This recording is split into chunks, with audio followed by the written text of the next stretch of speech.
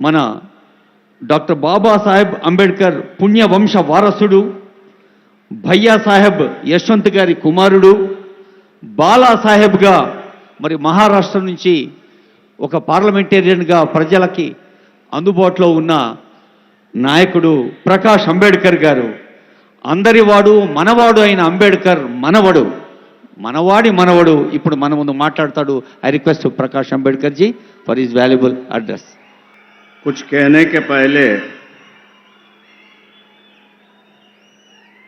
मैं आप लोगों से क्षमा चाहूंगा, क्योंकि आपकी तेलुगु जो बोली भाषा है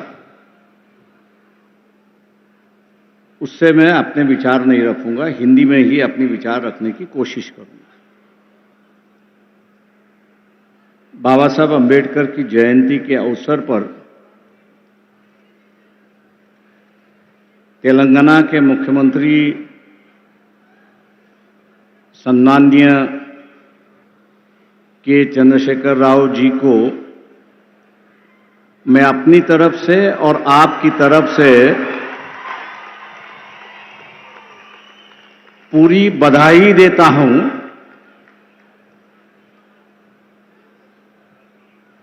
कि उन्होंने आज 14 अप्रैल है, बाबा साहब का जन्मदिन है। 125 फीट की मूर्ति का अनावरण भी आज हो गया है।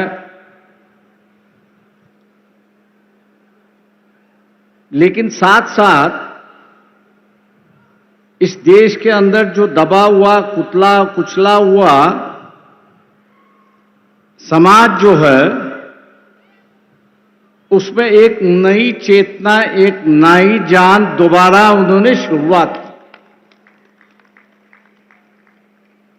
एक चिंगारी जो है, एक नई चिंगारी उन्होंने शुरुआत की। मैं मानता हूं कि हम लोग जो है बाबा साहब की जयंती मनाते हैं,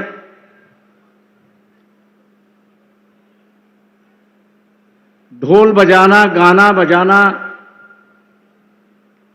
बाबा साहब की बातों का दोहराना,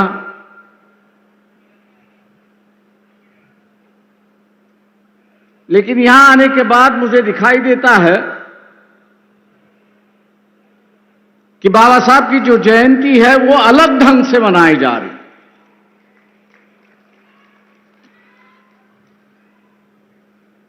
ना सिर्फ उनके गुणगान जा रहे हैं, गुण है, गान है, उस पर लोग गा रहे हैं, लेकिन हकीकत में जो बाबा साहब यहां पर चाहते थे, इस देश में जो हमेशा बाबा साहब चाहते थे, उस पर शुरुआत हुई। बाबा साहब ने जरूर हमसे कहा कि शिक्षित बनो,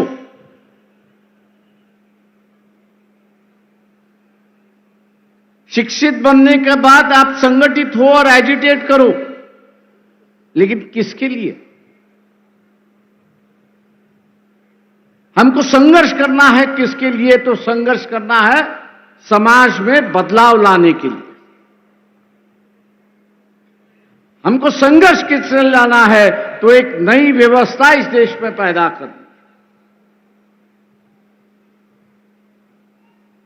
हमको इस देश में संघर्ष क्यों करना है? तो इस देश में इंसानियत पनपनी चाहिए, इसके लिए हमको संघर्ष करना है। ये तो सिद्धांत हुए कि जिस पर हम समाज बनाना चाहते हैं।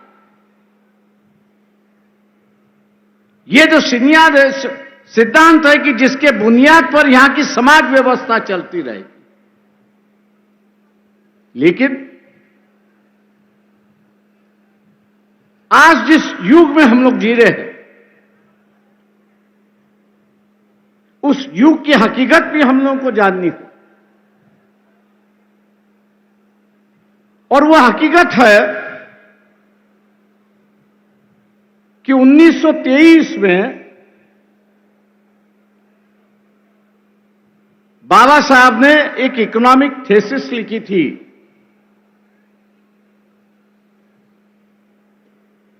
बाबा साहब ने एक इकोनॉमिक थीसिस लिखी थी कि जिसका नाम था प्रॉब्लम ऑफ रूपी। रुपए की समस्या, और इस किताब के माध्यम से बाबा साहब ने यह बताने की कोशिश की कि उस वक्त का जो राज था, अंग्रेजों का जो राज था, इंग्लैंड का जो राज था, वो रुपए के साथ में कैसे खेलते थे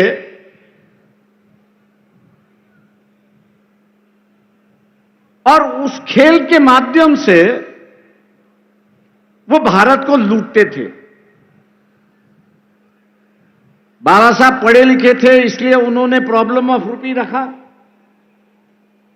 हम लोग जैसे पढ़े लिखे जो वो उसको ये कहेंगे थ्योरी ऑफ लूट।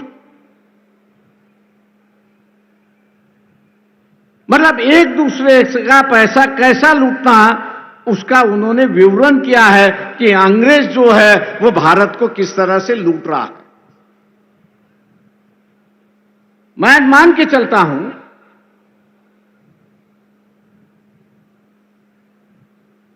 जिसका अब उद्घाटन हुआ, दलित बंधु का जो उद्घाटन हुआ, ये थोड़े बहुत पैमाने पे इस थ्योरी ऑफ लूट को रोकने की कोशिश की जा रही है।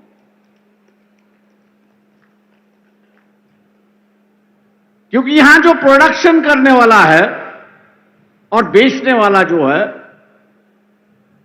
वो यहां का दबा कुचला हुआ समाज नहीं है, दलित नहीं है, आदिवासी नहीं है, वो तो सिर्फ खरीदने वाला समाज है। आज उसमें भी एक व्यापार की भावना, कमर्शियलाइजेशन है, उसकी कोशिश की जा रही है। मैं उसकी सराहना करता हूं और मुख्यमंत्री चंद्रशेखर राव जी का धन्यवाद देता हूं कि उन्होंने इस देश को आर्थिक दुर्बलता से कैसे लड़ना चाहिए, आर्थिक दुर्बलता से कैसे लड़ना चाहिए, और साथ साथ ये जो पॉवर्टी एलिवेशन का जो सरकार का कार्यक्रम है, उसको एक नई दिशा देने की कोशिश की। इसलिए बाबा साहब की जयंती पर बाबा साहब के आर्थिक विचारों को आगे ले जाने के लिए मैं उनको दोबारा धन्यवाद देता हूं और अपनी बात आगे बढ़ाता हूं। दोस्तों, देश को आजाद हुए 70 साल हुए,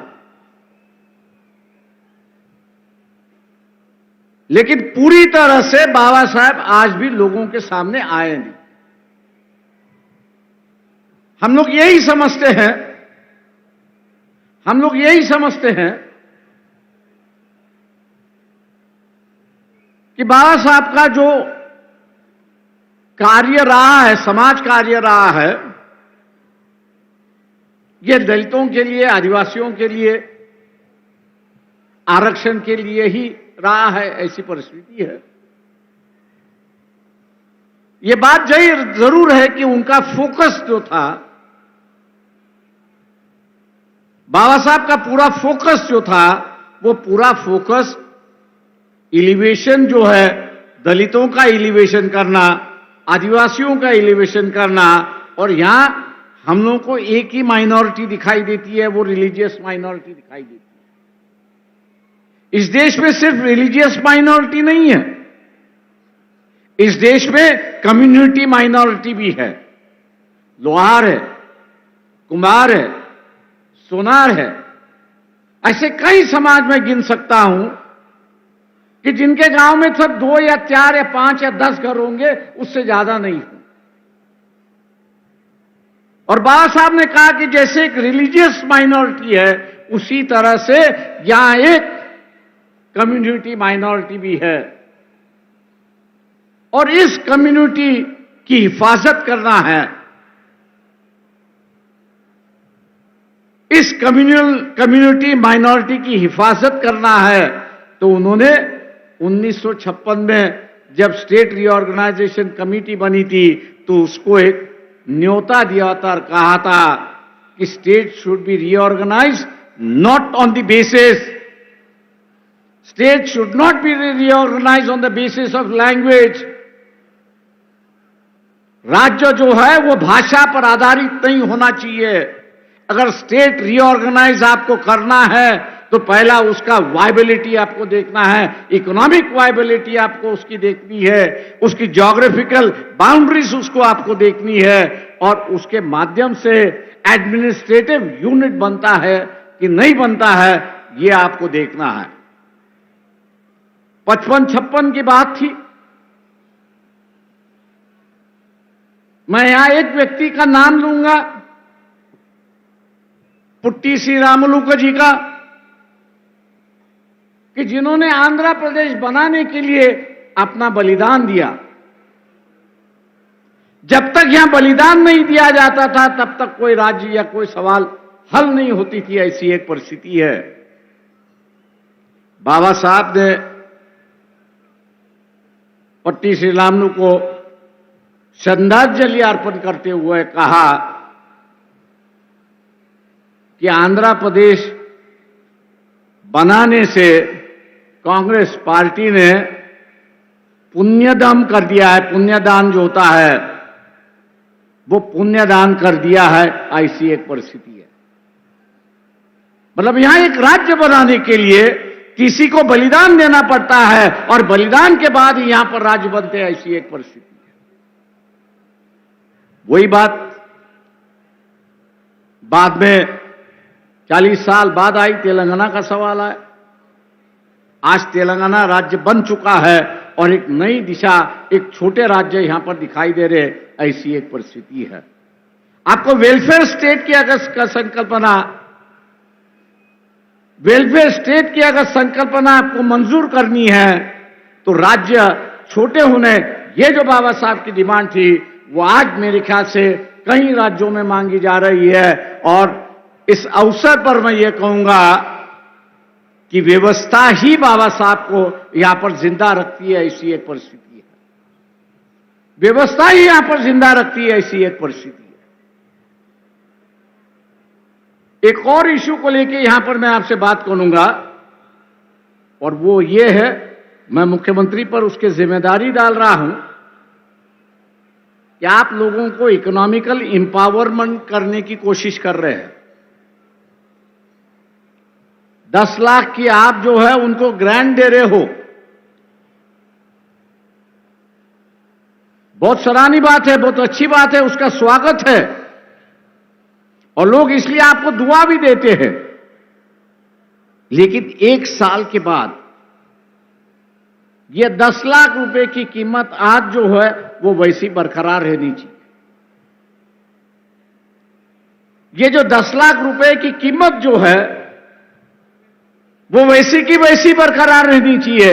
ये सबसे बड़ा बाबा साहब का इशू था और उन्होंने ये कहा था कि जब तक हम लोग रुपए की कीमत, वैल्यू ऑफ रुपी, इसको हम लोग जब तक स्टेबलाइज नहीं कर पाएंगे, इसको जब तक हम लोग स्टेबलाइज नहीं कर पाएंगे, तब तक हम लोग कितना भी पॉवर्टी एलिवेशन का कार्यक्रम अगर करते रहे तो वैल्यू की कीमत जैसे नीचे बढ़ जाएगी वैसे उसकी गरीबी भी नीचे चलती जाएगी। और इसलिए आज के मुताबिक बाबा साहब की जयंती पर हम लोग ने इस बात को गौर करना चाहिए कि जब तक प्राइस स्टेबिलिटी होता नहीं है,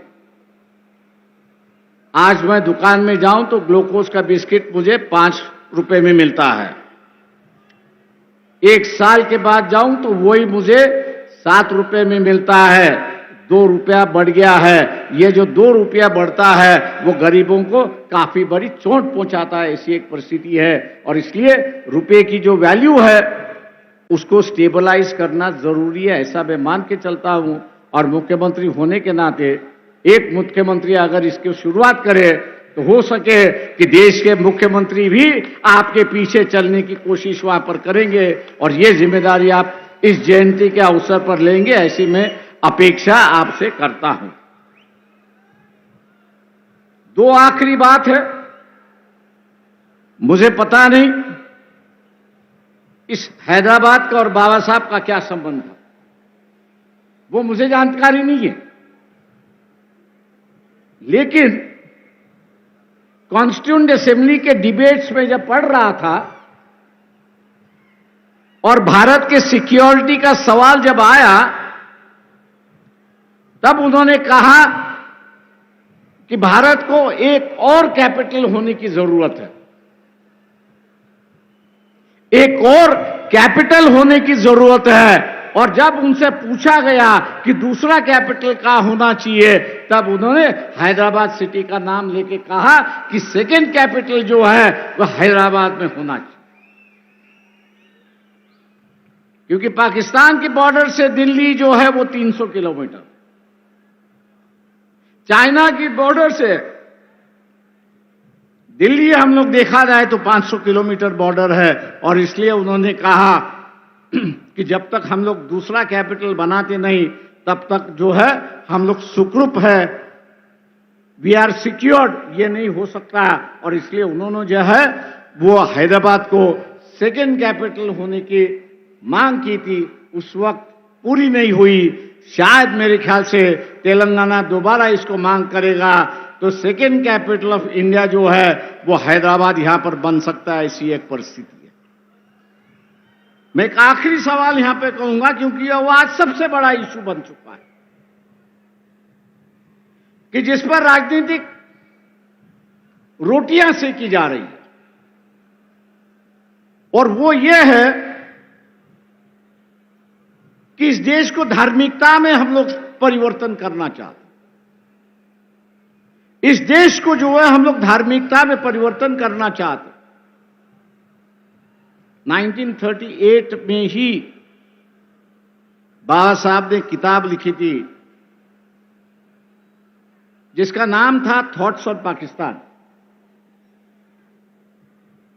जिसका नाम था थॉट्स ऑन पाकिस्तान। आज दोबारा पढ़ लीजिए। उस वक्त की जो राजनीति चल रही थी वो यही थी कि हिंदुओं की जो शेंडी होती है, चोट होती है, वो मुसलमानों के हाथ में थी, और मुसलमानों की दाढ़ी जो थी वो हिंदू के हाथ में थी। उन्होंने कहा यह राजनीति नहीं चल सकती, उन्होंने कहा यह राजनीति नहीं चल सकती, दोनों अलग अलग है। और इसलिए उस वक्त उन्होंने बंटवारे की बात कही और कहा कि जो मुस्लिम इलाका है उसको एक नया नेशन होना चाहिए, और यहां जो हिंदू है उनके लिए अलग देश होना चाहिए, और भारत उसका वो देश होना चाहिए। ये 1938 में ही बाबा साहब ने उसको शुरुआत की। बंटवारा भी उसी तरह से हुआ, बंटवारा उसी तरह से हुआ। मेजॉरिटी लिविंग मुस्लिम जो है वो पाकिस्तान बन चुके, हिंदू मेजॉरिटी जो था वो भारत यहां पर बन गया। ये जो राजनीतिक रोटियां सेकने की जो राजनीति चली है, उससे मेरे ख्याल से हम लोग को बचना होगा, उससे हम लोग को बचना होगा कि जब यह बंटवारे के साथ साथ इस देश में रहने वाले हिंदू उनके लिए एक राष्ट्र बन चुका है, तो नया राष्ट्र की कहां की चर्चा आप शुरुआत करते हैं। ये तो गुमराह की बात है, धर्म की राजनीति की बात है। और जो बाबा साहब ने चेतावनी दी थी कि जिस दिन इस देश में धर्म और जात की राजनीति शुरुआत होगी,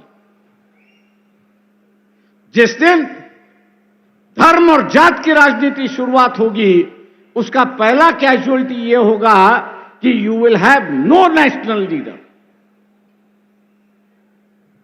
उसकी कैजुअलिटी यह होगी कि आपके पास कोई नेशनल लीडर नहीं होगा। आज मैं मान के चलता हूं कि इस देश में कोई नेशनल लीडर नहीं। मुझे लोग पूछते हैं कि यहां आखिरी नेशनल लीडर कौन है। मैं एक ही कहता हूं कि जो अपने पार्टी के खिलाफ जाने की हिम्मत रखता था, अटल बिहारी वाजपेयी अपने पार्टी को भी सुनाता था, इसलिए मैं इनका वो आखिरी करता हूं, उसके बाद भी कोई नहीं किया। आज जो स्टेट लीडर्स है उनको मौका है नेशनल लीडर बनने का, लेकिन लोगों ने उनको साथ देना जरूरी है, तभी जाके वो नेशनल लीडर यहां पर बनेंगे। मैं आज उम्मीद करता हूं आप लोगों से कि कि तेलंगाना ने डेवलपमेंट के माध्यम से एक नया रास्ता देश को दिखाया है। वही रास्ता आप आगे देश में ले जाने की कोशिश करेंगे और मौका भी देंगे आपके मुख्यमंत्री चंद्रशेखर राव को। इन्हीं बातों के साथ बाबा साहब के जन्मदिन पर आप सब लोगों को बधाई देते हुए, जन्मदिन हम लोग सभी मनाते हैं, धूमधाम से हम लोग मनाते हैं, अगले साल भी मनाते रहेंगे। लेकिन अगले साल जो बाबा साहब ने चेतावनी दी थी, उस चेतावनी को याद रखते हुए हम जात और धर्म के राजनीति से अलग होंगे, यही शपथ हम लोग लेंगे। जय भीम, जय भारत।